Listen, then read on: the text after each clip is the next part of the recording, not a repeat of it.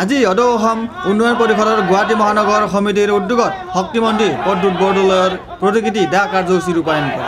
সেয়েহে বিদ্যুৎ মাচুল বৃদ্ধিৰ তীব্ৰ প্ৰতিবাদ জনাইছে অদৌ অসম উন্নয়ন পৰিষদে।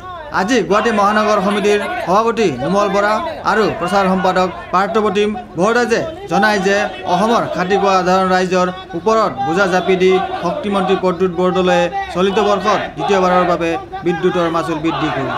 সেই গতিকে ইয়াৰ প্ৰতিবাদ আজি অদৌ অসম উন্নয়ন পৰিষদে গুৱাহাটী বিজুলী ভৱনৰ সন্মুখত শক্তিমন্ত্ৰী প্ৰদ্যুৎ বৰদলৈৰ প্ৰতিকৃতি দাহ কৰি লগতে বিভিন্ন ধৰণৰ শ্লোগানেৰে উত্তাল কৰি প্ৰতিবাদ সাব্যস্ত কৰে।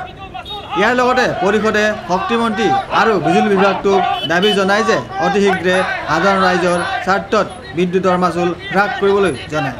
অন্যথা অনাগত দিনত ইয়াতকৈ অধিক জংগী আন্দোলন কাৰ্যসূচী হাতত ল'বলৈ বাধ্য হ'ব বুলি অদৌ অসম উন্নয়ন পৰিষদ গুৱাহাটী মহানগৰ সমিতিৰ সভাপতি নুমল বৰাই কয়।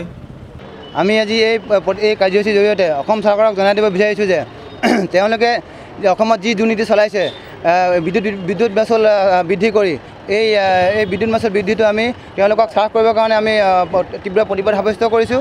আৰু লগতে কওঁ যে যদি তেওঁলোকে এনেকৈ যদি অসমৰ জনসাধাৰণৰ ওপৰত বিদ্যুৎ মাচুল বৃদ্ধি কৰি যিকোনো মূল্য বৃদ্ধি কৰি মাধমাৰ সুধাই থাকে অসমৰ জনসাধাৰণৰ ওপৰত সাধাৰণ জনসাধাৰণৰ ওপৰত, গতিকে এইখিনি বস্তু তেওঁলোকে হ্ৰাস কৰিব লাগে। আৰু অন্যথা আমি ইয়াতকৈ বেছি জংগী আন্দোলনৰ কাৰ্যসূচী হাতত ল'ম বুলি আমি আপোনালোকৰ যোগেদি অসম চৰকাৰক আমি হুঁচিয়াই দিছোঁ।